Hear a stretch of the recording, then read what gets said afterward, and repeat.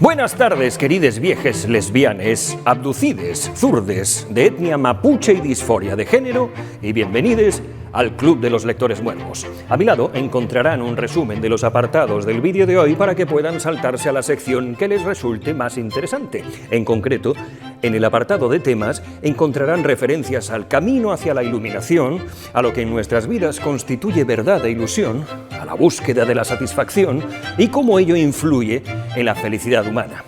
La novela que hoy nos ocupa es Siddhartha, de Hermann Hesse. Un libro que fue escrito en los años 20, pero que constituyó un pilar angular para la generación de iluminados que siguieron los pasos de los Beatles y durante la época de la psicodelia inundaron la India y Rishikesh en búsqueda de una inspiración que Occidente, con su oropel y su barullo, era incapaz de ofrecerles. Es muy probable que el vídeo de hoy resulte un coñazo infumable porque hablar de espiritualidad es peor que oír hablar de espiritualidad. Este libro en realidad contiene todas las vidas y por lo tanto es muy agradable leerlo, pero es un coñazo escuchar cómo alguien te lo cuenta. Igual que es una maravilla vivir su propia vida, pero es un coñazo escuchar que otro te diga cómo es la suya. Por lo tanto, entenderé perfectamente si se van ustedes a ver otro vídeo cualquiera de gatitos. Es natural. No obstante, Siddhartha, si quieres entender un poco de qué va esto de la vida, y en especial si te encuentras en un momento de crisis o de transición vital, te marcará para siempre. Siddhartha es en apariencia feliz. Es el hijo de un santón, mimado por todos, y tiene un amigo, Govinda, con el que lo comparte todo. Aunque su vida tiene todos los visos de ser plena, hay algo que falla en su interior. Un día, por su pueblo pasan unos peregrinos, los samanas del bosque, y se propone seguirlos creyendo que una doctrina tan dura, en la que se renuncia a todo, dará respuesta al vacío que siente. Su padre se lo prohíbe, pero él aplica la misma resistencia pasiva que Gandhi, hasta que a su padre no le queda más remedio que resignarse. Siddhartha y Govinda son admitidos por los samanas. Sin embargo, Siddhartha pronto se da cuenta de que sus enseñanzas no le terminan de convencer. Govinda, en cambio, acepta cada doctrina que aprende con candidez y sin cuestionamientos. Siddhartha oye entonces hablar de Gotama, un hombre sabio que ha alcanzado la perfección y sale en su búsqueda. Cuando ambos amigos lo encuentran, Govinda se queda fascinado, pero Siddhartha no. Así pues, termina por abandonar a Govinda en busca de su propia iluminación. Creyéndose ya maduro, se propone conocerse a sí mismo disfrutando del mundo que lo rodea. Un universo de sensaciones antes desconocidas que se abren ante él. En ese momento conoce a un barquero que ha aprendido a vivir escuchando y asimilando la sabiduría del río. Llega a una ciudad donde se queda prendado de Kamala, una hermosa mujer que fuma, a la que le pide que le enseñe el arte del amor. Siddhartha entonces encuentra trabajo y vive la vida de burgueses y comerciantes. Se hace rico sin proponérselo. Se vuelve jugador empedernido y temerario, ávido de poder y un halcón en los negocios. Una noche, cuando Siddhartha frisa los 40 años, sueña con un pájaro enjaulado que se ha muerto entre los barrotes de su jaula y se da cuenta de que ha desperdiciado su juventud y su libertad. Huyendo de la ciudad, camina hasta llegar al río y cuando llega ante el barquero, cae en la desesperación. Se siente ahora tan vacío como cuando emprendió su camino. En este punto, Kamala regresa a la historia y trae consigo a un hijo que ha tenido con Siddhartha, quien debe cuidarlo, descubriendo por el camino el amor verdadero. El niño es díscolo, travieso, insolente, maleducado y termina escapándose, y Siddhartha debe renunciar a él porque cada uno debe vivir su propia vida. Apesadumbrado, Siddhartha encuentra el consuelo final en el barquero, quien por fin le explica el sentido de la vida en su totalidad, que le es revelado por el río mismo. El barquero entonces se aleja convertido en un cuerpo de luz. Siddhartha se reencuentra con su viejo amigo Govinda, que lo reconoce como un santo que ha alcanzado ya lo que buscaba, la serenidad y el amor universal, sea este lo que sea. Hermann Hesse nació en 1877 y se crió en una familia misionera. Sus primeros años de vida no fueron fáciles y en la adolescencia intentó quitarse la vida. A raíz de ello estuvo ingresado en un manicomio una breve temporada. Nada más acabar su educación, comenzó a trabajar como mecánico, como pintor, en una fábrica de relojes y finalmente como dependiente de una librería, y ahí empezó su interés por la escritura, que se vería grandemente influida por filósofos alemanes. La mitología griega, los textos de las religiones orientales, que también interesaban a su padre. Publicó su novela Peter Kamensin en 1903 y se convirtió instantáneamente en un bestseller en Alemania. Durante su vida tuvo varios problemas de salud relacionados con la vista, pero también sufrió de migrañas y de neuralgia. Al estallar la Primera Guerra Mundial, formó parte de la resistencia que se oponía al movimiento antisemita que perseguía a los artistas en Europa y se refugió en Suiza para no tener que participar en ningún conflicto bélico. En 1946 ganó el Premio Nobel de Literatura, aunque no acudió a la gala argumentando una enfermedad. Al parecer, no le entusiasmaba demasiado el galardón. A raíz de este premio, sus obras fueron traducidas al inglés y llegaron a América en la década de los 60, cuando el pacifismo y la espiritualidad eran grandes temas en la cultura popular y Siddhartha ganó en todo el mundo una rabiosa fama. Hesse murió el 9 de agosto de 1962 en Montagnola, Suiza. Más que por el contexto histórico que le tocó vivir, Hesse se vio mucho más influido por su propia historia personal, imbricada con la etapa histórica que lo rodeó. Hesse descendía de misioneros cristianos, igual que Siddhartha, que era hijo de un gurú. Su abuelo tenía una editorial de textos religiosos y con el tiempo llegó a ingresar en un seminario evangélico. Allí aguantó poco tiempo porque no le dejaban leer poesía, igual que los samanas de la novela, que vivían en un profundo ascetismo. En su obra se detectan nítidamente los bombardeos de la Primera Guerra Mundial, la lucha social por la liberación cultural de los 60, pero también sus años de enfermedad mental y búsqueda de un sentido a su atormentada vida. Las obras más famosas de Hesse pivotan todas en torno a los temas de búsqueda de un sentido y de espiritualidad. Tanto Siddhartha como El lobo estepario, de 1927, o El juego de los abalorios, en 1943. Se sabe que Hesse era un ávido lector de teología y filosofía, en especial de escritores como Nietzsche, de quien se dice que fue una gran influencia en su trabajo. Mantuvo una amistad con otras ilustres plumas como Thomas Mann y Bertolt Brecht, de quienes se contagió de su pluma meticulosa y parsimoniosa. También era un gran lector de las obras de Goethe, de Schiller y Lessing. En cualquiera de estos autores se puede apreciar una nítida influencia en la obra de Hesse. Si quieren leer libros parecidos a Siddhartha o que incluyan temas semejantes, una buena colección incluiría, por supuesto, las obras ya citadas del autor, en especial El lobo estepario, y La metamorfosis de Kafka, El extraño de Albert Camus, El viejo y el mar de Hemingway y, claro, la insufrible Así habló Zaratustra de Nietzsche. Incluso hasta podríamos meter en este saco El alquimista de Paulo Coelho, que también refleja una vía iniciática de un personaje a través del espacio y de sí mismo, aunque con una civilización distinta de trasfondo. Por cierto, la película Zaharaya está basada en Siddhartha, pero reelabora la acción de la novela de Hesse para convertirla en un western surrealista.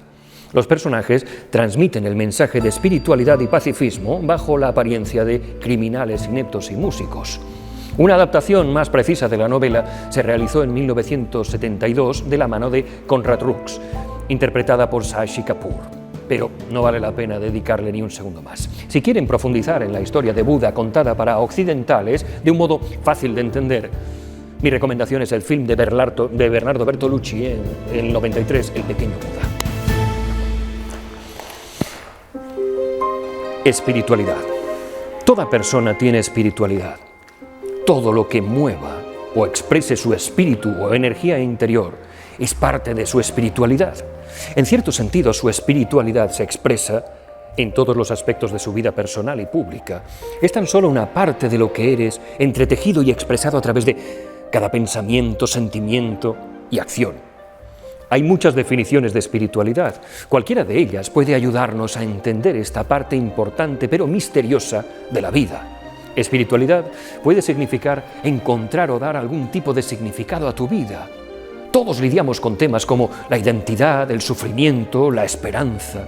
Lo que hace que estos temas sean espirituales es que plantean preguntas sobre el significado de la vida en general y la de cada individuo en particular. Tu espiritualidad viene determinada por las respuestas que das a estas preguntas. También puede manifestarse en tu forma de aprender a vivir en las relaciones. Considera tu relación contigo mismo, con los demás, con el mundo natural, con la dimensión trascendente. Se llame esa como se llame, Dios, Alá, la verdad universal, el Creador, el poder superior, la fuerza de vida, la energía vital, la red de vida o simplemente lo sagrado. Algunas personas expresan su espiritualidad de forma religiosa y a menudo recurren a la fe y a la comunidad en busca de un consuelo y fortaleza en tiempos difíciles. Para nosotros, los ateos, la espiritualidad también se puede expresar de muchas maneras, a través de las relaciones que establecemos con nuestros semejantes, sean estas de amor, de apoyo, de orientación, de lealtad, de perdón, las expresiones artísticas o creativas que desarrollamos y aquellas que disfrutamos de los demás. Cuando prestamos atención a los movimientos emocionales de nuestra vida, en especial cuando estos se hacen referencia al anhelo, al amor, a la ansiedad, al miedo, a la alegría, al orgullo, a la esperanza, a la compasión, a la incertidumbre. Cuando nos enfrentamos a la naturaleza desatada y nos sentimos humillados, extasiados ante una puesta de sol, unas vistas hermosas, la silenciosa insignificancia de una piedra, la mano de tu hijo abrazándote, el dedo justo instantes después de nacer. Cuando conectamos con nuestros cuerpos a través del ejercicio, la meditación, los masajes, el baile, la comida, la sexualidad. La espiritualidad sana da sensación de paz, plenitud y equilibrio entre los aspectos físicos, emocionales, sociales y espirituales de nuestras vidas. Sin embargo, para muchas personas, el camino hacia esa espiritualidad pasa por luchas, sufrimiento, experiencias dolorosas. ¿Qué piensa la gente de mí? ¿A qué pertenezco? ¿Cómo puedo expresar eficazmente mi amor o mi ira? ¿Qué significa ser sincero conmigo mismo?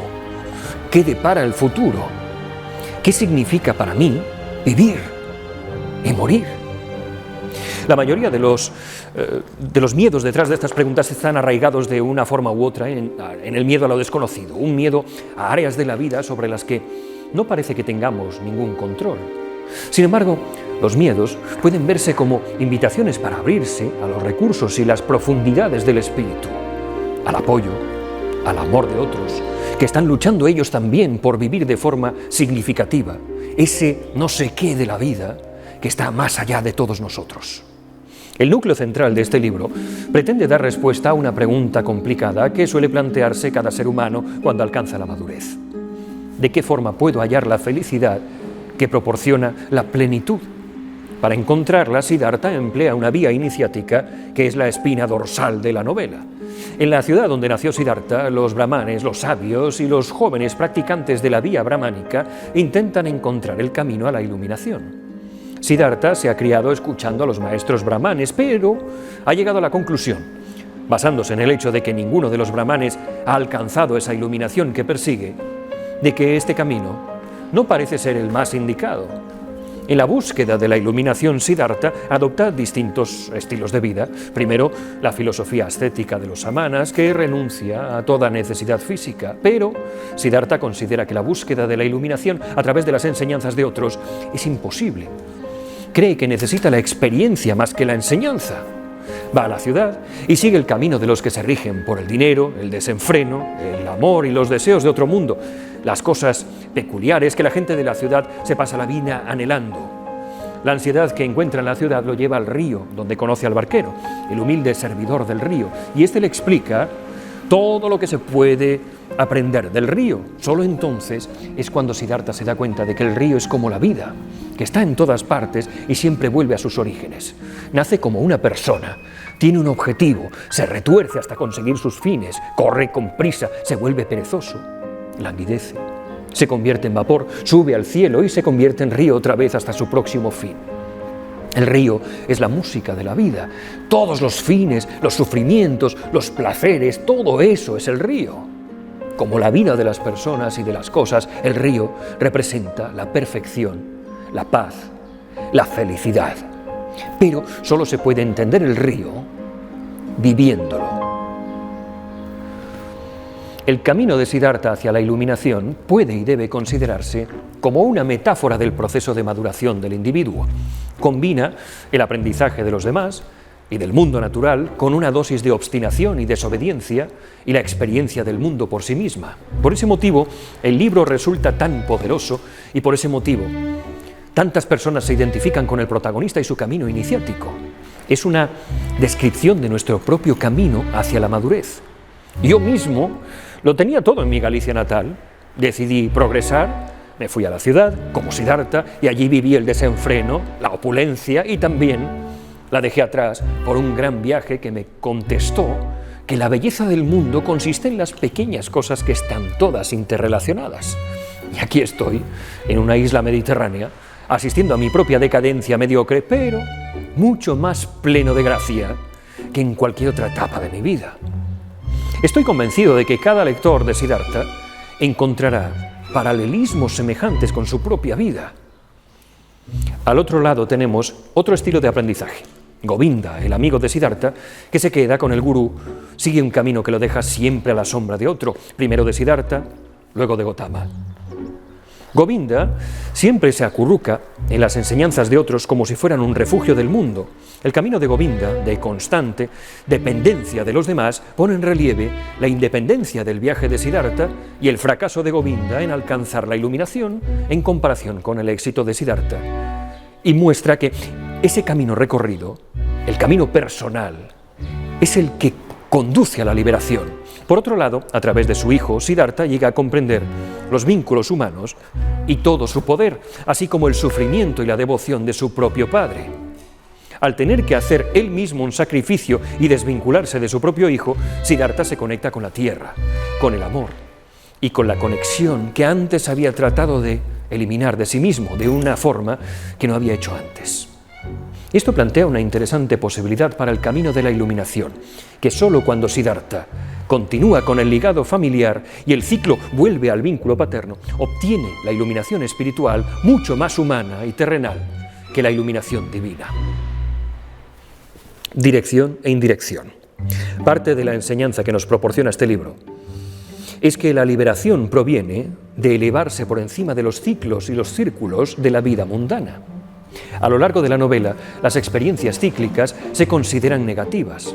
Los ciclos están relacionados con las vidas sin espíritu y pecaminosas de la gente de la ciudad, mientras que los samanas y el santón pretenden vivir su vida hacia la iluminación y el nirvana, apuntando a lugares más elevados con cada acción. Aunque Siddhartha aprecia las enseñanzas que recibe, no entiende cómo dejar atrás los ciclos interminables de la vida. Así que, en lugar de elegir un camino directo que le haga seguir el ejemplo de alguien que ha alcanzado la iluminación, Siddhartha elige un camino que podría describirse como un movimiento a ras de suelo, buscando a través de los caminos naturales y las aguas por las calles de la ciudad para lograr su propia progresión. De este modo, la novela está llena de direcciones contradictorias, de flujo e influencia. Cuando se permite vivir junto al río, sin seguir ni buscar un camino concreto, su falta de dirección, paradójicamente, tiene sentido y hace que él mismo se asemeje al propio río.